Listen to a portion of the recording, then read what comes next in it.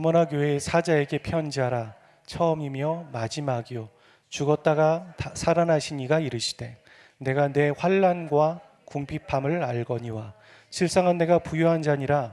자칭 유대인이라 하는 자들의 비방도 알거니와 실상은 유대인이 아니요 사단의 회당이라. 너는 장차 받을 고난을 두려워하지 말라. 볼지어다 마귀가 장차 너희 가운데에서 몇 사람을 옥에 던져 시험을 받게 하리니 너희가 10일 동안 환난을 받으리라. 내가 죽도록 충성하라. 그리하면 내가 생명의 관을 내게 주리라. 귀 있는 자는 성령이 교회들에게 하시는 말씀을 들을지어다. 이기는 자는 둘째 사망의 해를 받지 아니하리라. 아멘. 우리가 소아시아 7교회에게 보내는 편지를 보고 있습니다. 두 번째 교회는 서머나 교회입니다. 제가 전에 살던 아파트 바로 앞에 교회가 하나 있었습니다. 그 교회 이름이 서머나 교회였습니다. 교회 이름 중에 에베소 교회는 없습니다. 여러분 눈 씻고 찾아봐도 에베소 교회라는 간판은 없을 겁니다. 왜냐하면 에베소 교회는 칭찬만 있는 게 아니라 책망도 있기 때문에 그런 이름을 정하지 않습니다.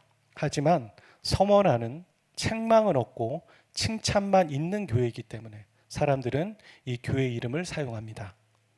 8절에 보니까 예수님은 처음이고 마지막이다. 죽었다가 살아나신 이라고 얘기하고 있습니다. 7교회 각각 편지할 때 이 편지의 발신자이신 예수 그리스도를 묘사하는 표현은 교회마다 다 다릅니다.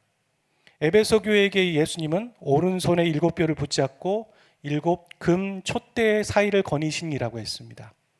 7별이라는 건 7 목회자를 말하고 7 촛대는 7 교회입니다. 그러니까 목회자를 붙잡고 교회 사이를 거니시는 분이 바로 예수 그리스도이십니다. 그리고 서머나의 편지를 보낼 때 예수님은 처음이고 마지막이고 그리고 죽었다가 살아나신 이라고 얘기하고 있습니다. 이런 표현을 어떻게 와닿으십니까? 어떻게 와닿으시죠?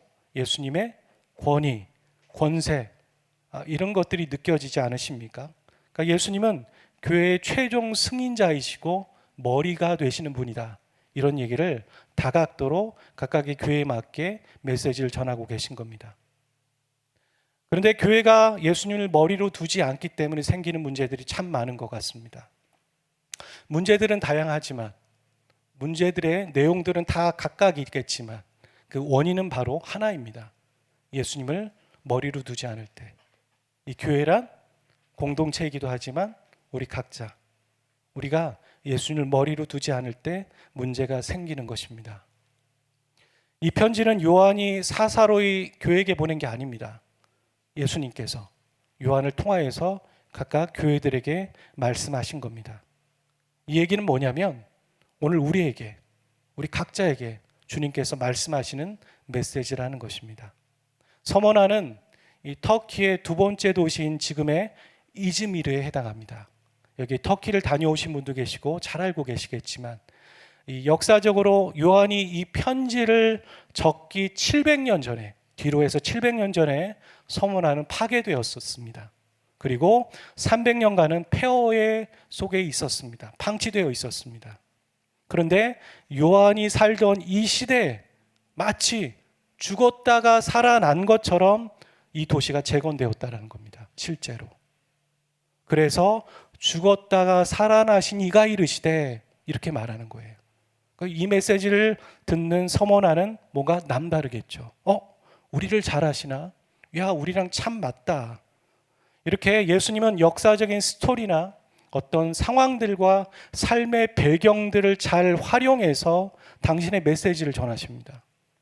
그렇다면 왜 이런 상황들을 잘 이용하실까요? 왜일까요? 첫 번째는 이들이 어떤 상황인지 알고 계시기 때문에 이용할 수도 있는 겁니다. 하나님은 우리가 어떤 상황인지 잘 알고 계십니다. 두 번째, 이들에게 어떻게 해서든 전달하고 싶은 메시지가 있기 때문에 이들의 상황을 통해서 전달하시는 겁니다. 그래야 효과적으로 이들이 잘 알아듣겠죠. 근데 이 죽었다 살아나신 이라는 얘기는 이 뒤에 가서 또 다시 한번 설명해 보려고 합니다. 9절을 함께 읽어보도록 하죠.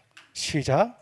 내가 내 환난과 궁핍을 알거니와 실상은 내가 부유한 자니라.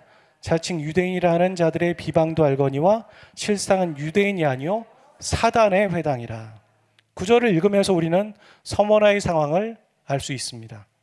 지난주에 살펴본 에베소 교회는 오늘날로 따지면 어떤 재정적인 독립도 있고 여유롭고 규모도 있고 대형 교회라고 할 수 있습니다.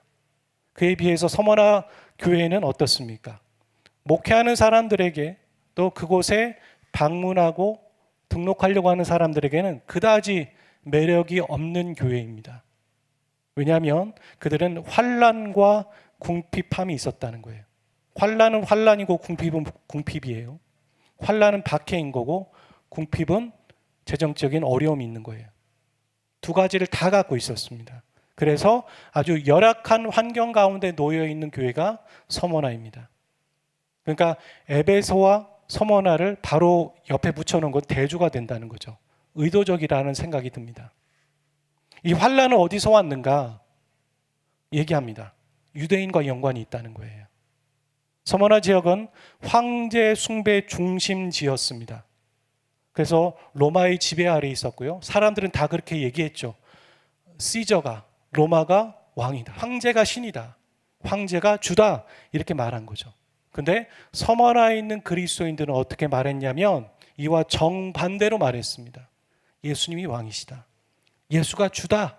이런 신앙 고백을 하고 살았던 거예요. 그러니까 이것을 본 유대인들은 그게 꼴보기 싫은 겁니다. 그래서 로마에 고발했어요. 쟤네들이 지금 저러고 있습니다. 작당 모임하고 있습니다. 구테타, 반역을 일으키고 있습니다. 그렇게 고소한 겁니다. 유대인들이 로마의 서머나 교회를 고소했다?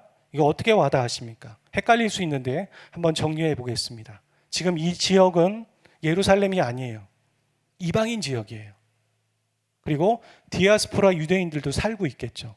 회당을 지어서, 저기 회당이란 말도 있잖아요. 회당을 지어서 모여서 예배 드리고 있었겠죠. 하지만 주로 인원들은 이방인들인 거죠. 우리가 초대교회에서 유대인들은 유대교를 믿고 있었습니다. 성경은 믿고 있어요. 하지만 예수를 믿지 않아요. 그게 유대교죠. 근데 예수 믿는 사람들을 그래서 유대인들은 이단이라고 취급한 거예요. 초대교회에서는. 하지만 그 유대교를 믿는 유대인들 중에는 예수를 믿는 사람도 있겠죠. 그래서 그런 사람들이 지금 이 서머나 교회에 있었던 거예요. 그리고 이 서머나 교회의 주로 인원은 이방인들이겠죠. 이방인 그리스도인. 그러니까 이방인 그리스도인 한 80%, 그리고 유대인 그리스도인 한 20%. 그런데 이 서머나 교회를 로마에 고소한 사람들은 유대교 유대인들인 거죠. 그러니까 그들이 고발한 겁니다. 그래서 그리스도인들은 이 반역자가 되었습니다. 로마에. 그래서 경제적인 어떤 정치적인 어떤 페널티가 주어진 거예요. 우리가 이슬람권에서도 지금 그런다지 않습니까? 예수 그리스도를 믿는다. 그럼 딱지가 붙는 거예요. 어디 가서든 물물 교환이 쉽지 않아요. 살아가는 게 쉽지 않아요. 가족에게도 명예살인을 당해요. 그게 이슬람에서 예수를 믿는다라는 거예요. 생명을 내놓고 믿는 거죠. 우리랑 한참 질적인 수준적인 차이가 있는 거죠. 지금 이 당시에 이들이 그런 삶을 살았다는 겁니다. 예수 믿는 것 때문에 환난이 왔고 예수 믿는 것 때문에 궁핍이 왔습니다. 그런데 성경은 이들을 고소한 유대인들에 대해서 뭐라고 얘기하냐면 그들은 유대인이다라고 말하지 않고요.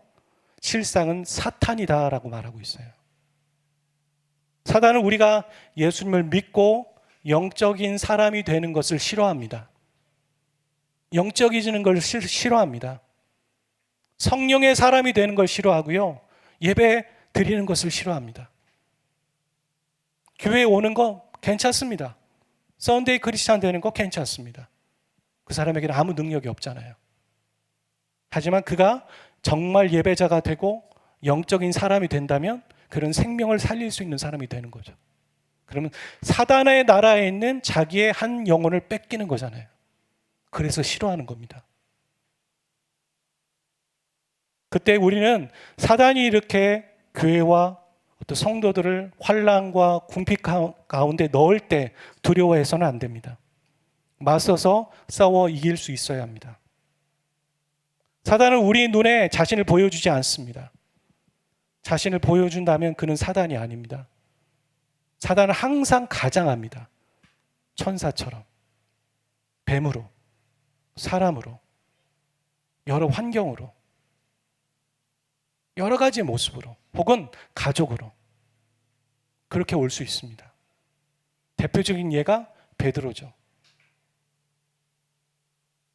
예수님은 베드로에게 주는 그리스도요 살아계신 하나님이다라는 고백에 대해서 칭찬한다라고 얘기했어요. 하지만 예수님이 십자가를 지겠다라는 이 얘기를 할 때 베드로가 막았을 때 예수님은 베드로에게 사단아 내 뒤로 물러서라 이렇게 말했어요. 우리는 영적인 사람이 되었다가 또한 사단의 앞잡이가 될 수도 있다는 거예요. 혹은 다른 사람이 우리에게 그렇게 공격해 올 수 있다는 거죠. 여러 상황으로. 이렇게 볼 때 성경은 지금 뭘 말하는 겁니까? 서머나 교회는 너희들은 영적 전쟁을 치르고 있구나. 서머나뿐이겠어요? 베델 교회 영적 전쟁을 치르고 있구나. 베델 교회 성도들 한 사람들을 보면서 너희들 지금 영적 전쟁 터 위에 있다는 걸 알고 있니? 그게 유대인들이 아니야. 그 사단이야. 이렇게 말씀하시는 거예요. 사단이 무엇인가? 너무 분명해요. 예배드리지 못하게 하는 거. 하나님의 말씀 못 보게 하는 거. 내가 영적이어지는 거 막는 거. 그게 사단입니다. 영적 전쟁은요, 밖에 있는 게 아니에요. 항상 우리 안에 있어요. 에베소서 6장 12에서 13절 이렇게 얘기합니다. 같이 읽어봅시다. 시작. 우리의 씨름은 혈과 육을 상대하는 것이 아니요 통치자들과 권세들과 이 어둠의 세상 주관자들과 하늘에 있는 악의 영들을 상대함이라. 그러므로 하나님의 전신갑주를 취하라. 이는 악한 날에 너희가 능히 대적하고 모든 일을 행한 후에 서기 위함이라. 이런 영적 전쟁 가운데의 반응은 두 가지입니다.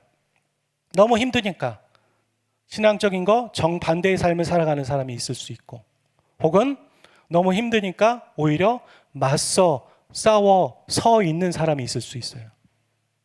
성경은 뭐라고 합니까? 모든 것을 행한 이후에 서기 위해서, 대적하기 위해서 서 있어라, 전신갑주를 취하라 이렇게 말하고 있죠. 서머나 교회는 후자였습니다. 힘들고 가난하고 어려우니까 주님을 더 붙잡았습니다. 더 믿음으로 버텼습니다. 그래서 이들에게 주님이 평가하시기를 너희들은 부요한 사람들이다. 너희들은 부요한 교회다. 이렇게 평가하고 계십니다. 세상적으로는 궁핍합니다. 미래가 보이지 않습니다. 그 어마어마한 거대 로마가 이들을 통제하고 압제합니다. 근데 주님의 평가는 정반대입니다. 너희들은 부요한 사람들이다. 에베소 교회의 평가와 정반대죠. 세상적으로 부유하고 칭찬받는 교회입니다. 근데 주님의 평가는 너에게 칭찬할 게 있지만 그 칭찬이 책망을 커버할 수 없구나. 결국엔 책망밖에 없다는 거예요. 어찌 보면 나에 대한 처음 사랑을 잃어버렸구나. 복음을 잃어버렸구나. 십자가를 잃어버렸구나. 이처럼 교회를 향한 사람의 평가와 주님의 평가는 다릅니다. 우리 인생도 그럴 거예요. 사람의 평가와 주님의 평가는 다를 거예요. 천국에 가서 우리는 생각합니다.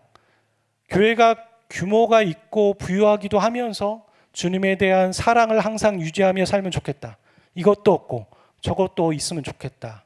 이런 생각 하지 않습니까? 과연 가능할까요? 가능할 수 있겠죠. 둘 다를 가진 교회도 있을 겁니다. 둘 다를 가진 성도도 있을 겁니다. 하지만 더 보편적인 것은 둘 중에 하나입니다. 신앙을 선택할 것인가, 부를 선택할 것인가.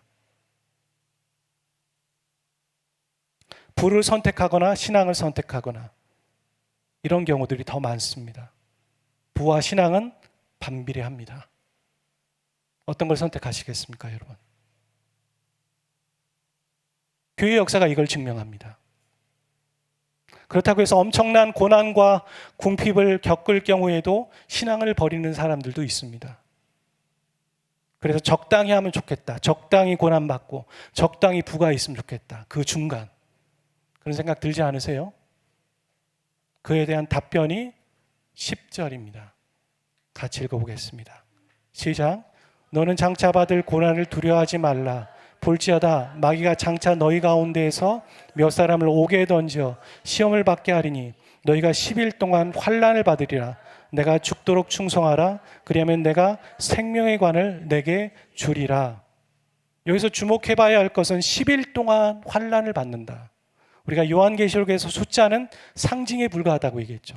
기간이 정해져 있다는 거예요. 환난이 계속되지 않는다. 기간이 정해져 있고 끝이 있다라는 메시지인 거예요. 영원하지 않아. 끝이 있어. 그래서 안락하고 평안하게만 신앙생활하는 사람들에게 어떤 10일이라는 기간은 두려움이에요. 또 이 정도나 또 있다고?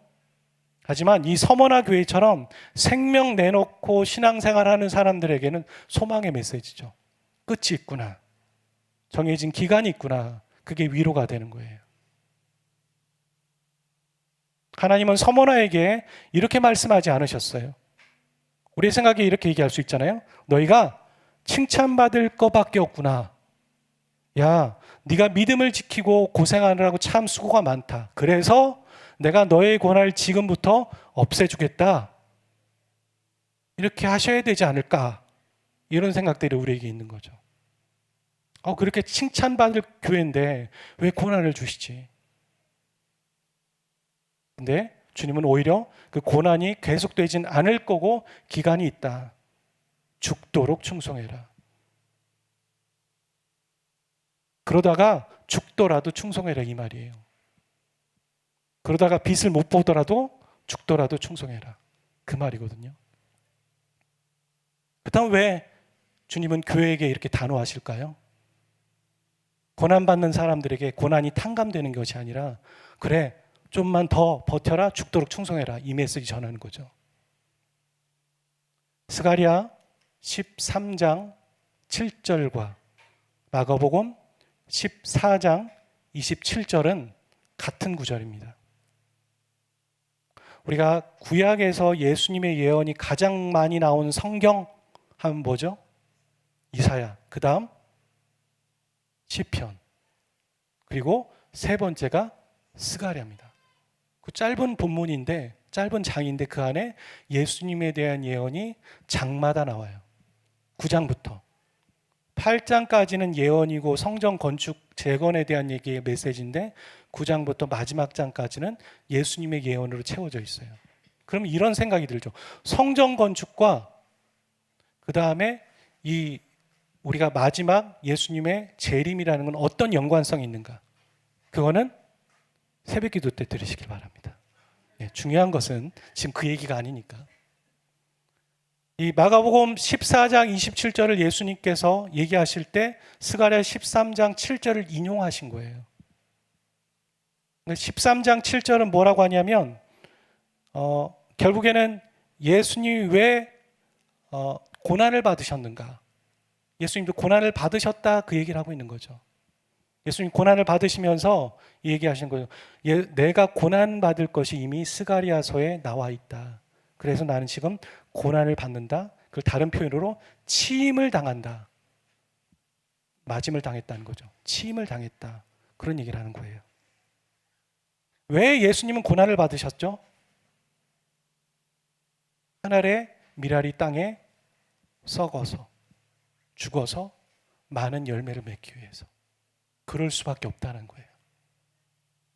반드시 생명을 살리기 위해서는 반드시 희생이 필요하고 수고가 따르는 거예요. 피가 필요한 거예요. 예수님이 그러셨다면 하나님께서 교회에게 왜 고난을 허락하실까요? 같죠? 생명을 살리기 위해서. 그 말씀이 요한계시록의 얘기와 똑같은 거잖아요. 우리가 살펴본 것처럼. 왜 요한계시록의 교회에게, 성도에게 고난을 허락하시는가? 왜 자꾸 자극을 주시는가? 하나님이 허락하지 않는데 고난이 오겠습니까? 솔직히. 그것은 바로 교회야, 깨어라. 각성해라. 정신을 차려라. 네가 해야 될 본분이 뭔데? 이 말씀으로 회개하지 않는 영혼들에게 전해서 사역해서 생명을 주어라. 그 말이거든요. 여러분, 예수님도 고난을 받으셨다면 우리는 오죽하지 않겠습니까? 우리의 성품이, 우리의 인격이, 우리의 믿음이 예수님을 따라갈 수 없는 거예요. 우리가 고난에 대해서 다 이해할 수 없겠죠. 왜 교회에게, 이 서머나 교회에게, 저렇게 칭찬받을 만한 교회에게 왜 고난을 주시지? 제가 좀 전에 얘기한 거 말고도 더 많을 거예요. 주님의 생각 안에는. 하지만 주님의 섭리예요. 주님의 계획이에요. 마태복음 16장 18절은 이렇게 말하잖아요. 내가 내 교회를 세우겠다. 내 교회를 세운다는 거예요. 내가 교회를 교회답게 하겠다. 내 교회니까 내가 연단시켜서 교회답게 시키겠다. 그리고 음부의 권세가 이기지 못하는, 사단의 권세가 이기지 못하는, 오히려 사단의 권세를 무너뜨리는 그 교회답게 내가 교회를 세우겠다. 그래서 내가 교회에게 고난을 준다. 연단을 허락한다. 그 기간이 있다. 기간이 있다는 건 소망이에요. 끝이 있다는 거죠. 우리도 이유 모를 연단과 고난을 받을 때가 있습니다. 그리고 그 이유 모를 연단과 고난이 무엇인지 궁금해서 안달이 납니다. 그게 뭐지? 왜 그러시죠? 왜 그러시죠? 근데 결국엔 천국 가서 알 것도 있어요. 모를 때도 너무 많습니다. 어떤 때는 믿고 가는 거예요. 이유가 있으시겠지. 계획이 있으시겠지. 그걸 믿고 가는 겁니다. 그리고선 서머나에게 하시는 말씀이죠. 이유가 있어. 그래, 서머나가 그런 생각들을 하는 거 이유가 있겠지. 고난이 있겠지. 그러면서 주님이 말씀하신 말은 네가 죽도록 충성해라. 생명의 관을 내게 주리라. 무슨 말입니까? 중도에 포기하지 말고 죽는 한이 있어도 충성하라는 말이에요. 이 충성이라는 말은 무엇입니까? 영어로는 faithful이라고 되어 있어요. 믿음이 충만한. 그러니까 번역하면 믿음이 충만한 상태가 충성이고요. 결국엔 믿음으로 끝까지 살아라 이 말인 거죠. 믿음을 지키며 살아라. 믿음은 누구나 있습니다. 여러분, 자신을 믿는 믿음도 있고요. 히틀러는 자신을 믿었습니다. 그에게도 믿음이 있었어요. 중요한 건 무엇을 믿느냐예요. 대상이죠. 우리는 하나님을 믿습니다. 그럼 하나님을 믿는다는 건 뭘까요? 하나님을 믿는다는 건 하나님의 말씀을 믿는 거예요. 하나님을 믿는 거고 하나님의 말씀을 믿는 겁니다. 그러니까 교회 안에 말씀이 없으면 믿음이 없는 거예요. 우리 안에 말씀이 없으면 믿음이 없게 돼요. 말씀이 없으면 영적 전쟁에서 버틸 수 없고 지게 돼 있습니다. 요한계시록 12장 11절은 분명히 얘기했죠. 우리 형제들이 어린 양의 피와 자기들이 증언하는 말씀으로 그를 이겼다. 말씀으로 이겼어요. 말씀으로 승리했고요. 예수 그리스도의 피와 말씀으로, 그리고 자기를 아끼지 않는 희생과 헌신으로 사단을 이겼다. 다 연관되죠.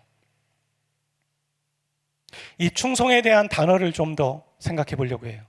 민수기 14장 24절 한번 읽어볼까요? 이 말은요, 14장 8절과 같은 말이에요. 같은 사건인데 다른 표현입니다. 자, 민수기의 주원은 하나님이세요. 그리고 갈렙이 나를 온전히 따랐다 이 말이고요.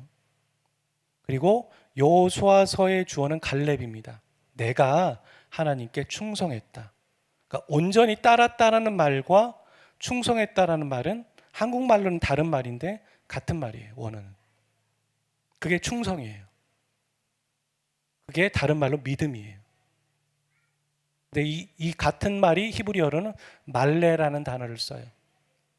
말레라는 말은 뭐와 뭐 사이에 빈틈을 두지 않는다는 거예요. 그러니까 하나님과 우리 사이에 다른 것을 이물질을 끼워서 들어가지 않게 하고 하나님으로 가득 채운다는 말이죠. 자, 이 상황은 지금 12명의 정탐꾼이 돌아와서 10명이 잘못된 보고를 하고 2명이 믿음의 보고를 한 이후에 나온 얘기예요. 그들은 40일 동안 똑같은 걸 봤을 거예요. 비슷한 걸 봤다고요. 12명이 모두가. 그런데 10명은 다른 보고를 하고 2명은 믿음의 보고를 하거든요. 왜일까요? 그게 바로 여기에 나와 있는 저 말씀에서 힌트를 얻을 수 있어요.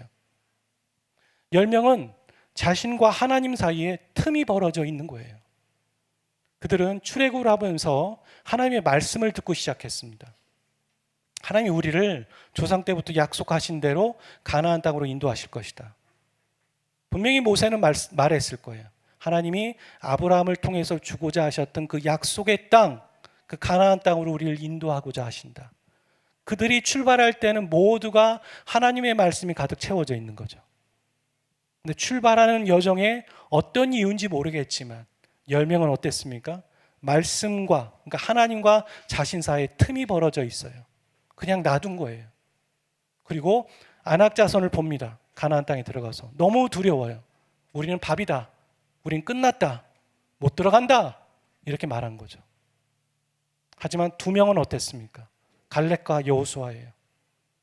그들의 마음에는 온전히 충성하였은즉, 온전히 따랐은즉 말래 틈이 벌어지지 않아서 여전히 출발할 때 하셨던 그 약속의 말씀을 붙잡고 있는 거예요.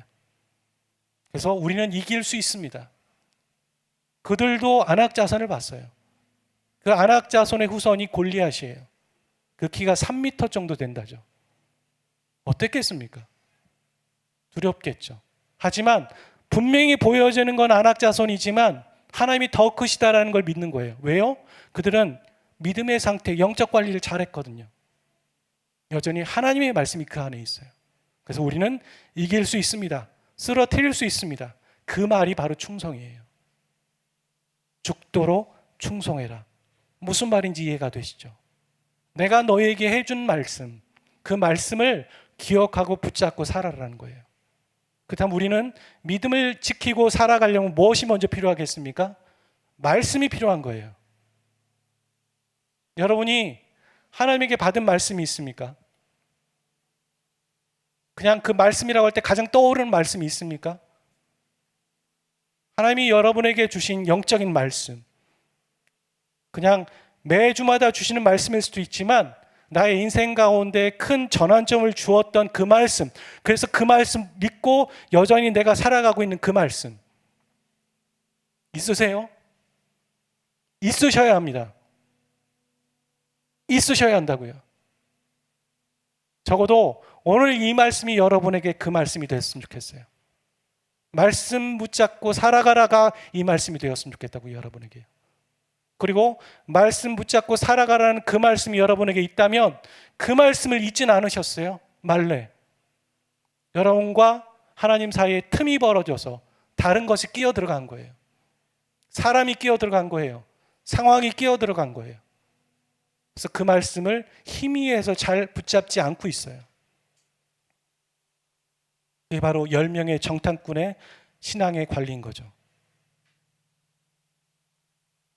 첫 말씀을 기억하십니까? 서머나 교회에게 말씀하시기를 처음이며 마지막이요 죽었다 살아나신 이가 이르시되, 이 말이에요. 너희들 도시가 파괴되고 1000년 동안 죽었었지만 다시 살아났지. 놀랍지? 근데 나는 죽은 자를 다시 살리는 주다. 이 말이에요. 그래서 무슨 얘기하는 겁니까? 너희가 그렇게 믿음으로 살다가 죽더라도 나는 너희들을 다시 살릴 거야. 이 말이에요. 뭔가 기대하는 게 이런 거 아니겠어요? 우리 생각에는 하나님이 소망을 주셔서 이 상황을 바꾸신다는 얘기겠지? 우리가 칭찬받을 교회니까 상황을 바꿔주신다는 메시지겠지? 아니었어요. 여전히 고난 받으라는 얘기예요. 죽도록 충성해라는 말이에요. 하던 대로 계속해라 이 말이에요. 우리는 상황이 어떻든 주님을 믿는 겁니다. 아까 우리가 불렀던 찬양이 있어요. 주님은 주가 되시고 주시고 주님은 찾으신다. 이 주자는 주인 주자가 아니에요. 기부예요. 주님은 주기도 하시고 거둬가시기도 하신다는 거예요. 주실 땐 좋죠. 근데 거둬가실 때는 슬프잖아요. 그렇지 않겠다라는 거예요. 이 찬양의 고백은. 어떤 상황 가운데서 주님을 찬양하겠다는 말이에요. 어떠한 시련이 와도 신실하신 주님만 붙잡겠다는 거예요. 세상 등지고 십자가를 보겠다라는 거예요. 결코 돌아서지 않겠다라는 거예요. 그 메시지가 바로 서머나에게 하시는 메시지예요. 지금 우리가 살고 있는 이 시대에 이 말씀대로 살아야 하는 시대입니다. 겉은 유대인이지만 속은 사단의 회당처럼 교회를 환란에 빠지게 하고 공경에 처하게 해서 예수가 주라는 믿음을 무너뜨리고 그래서 물질이나 다른 걸로 맞바꿔버리게 하는 거예요. 지금 이 시대가. 그때 우리는 적당히 신앙생활하면 다 나가 떨어지게 되는 거예요. 말씀 없이 살아가면 다 무너지게 되는 거예요. 죽으면 죽으리라. 이런 마음으로 신앙생활해야 돼요. 지금 이 시대가. 당시에는 로마 황제가 신이었죠. 지금은 정말 많습니다. 돈, 영상, 사람, 매스미디어가 얼마나 우리를 신앙생활을 방해하는지. 그리고 서머나가 이렇게 시험을 참고 끝까지 충성하면 둘째 사망의 해를 받지 않는다. 둘째 사망 뭔지 아시죠? 요한계시록에서 봤어요. 하나님의 심판에 참여하지 않겠다는 거예요. 구원을 얻겠다. 죽도록 충성해라. 그러니까 하나님과 단절되지 않겠다 이 말이죠. 사랑하는 저와 여러분, 우리가 끝까지 말씀 지키고 끝까지 충성하는 저와 여러분 되시길 바랍니다. 여러분 지금의 모습보다 더 나아져야 합니다. 지금보다 후퇴하는 것이 아니라 더 믿음으로 살아가야 합니다. 믿음밖에 없습니다. 우리가 하나님을 믿는 그 말씀에 대한 믿음밖에 없습니다. 우리 함께 찬양하고 기도하기를 원합니다.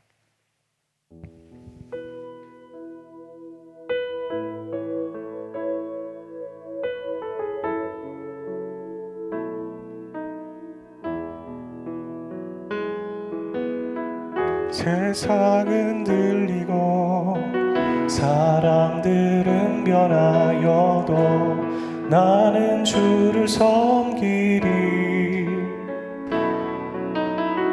주님의 사랑은 영원히 변하지 않네. 나는 주를 신뢰해. 세상은 들리고 사람들은 변하여도 나는 주를 섬기리. 주님의 사랑은 영원히 변하지 않네. 나는 주를 신뢰해. 오직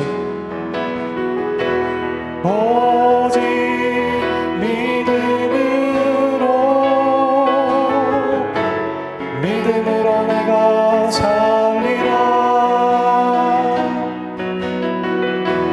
오직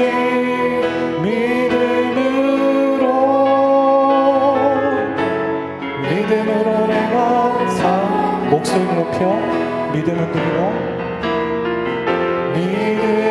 들리고 사람들 주를 떠나도 나는 주를 섬기리. 주님의 나라는 영원히 쇠하지 않네. 나는 주를 믿음은 들리고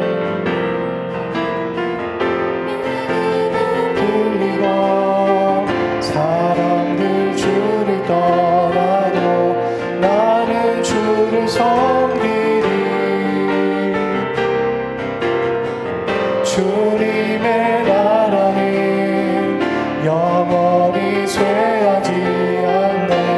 나는 주를 신뢰해. 오직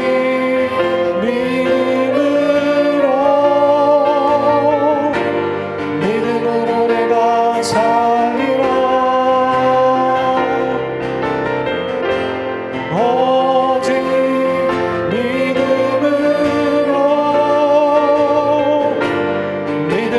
내가 오직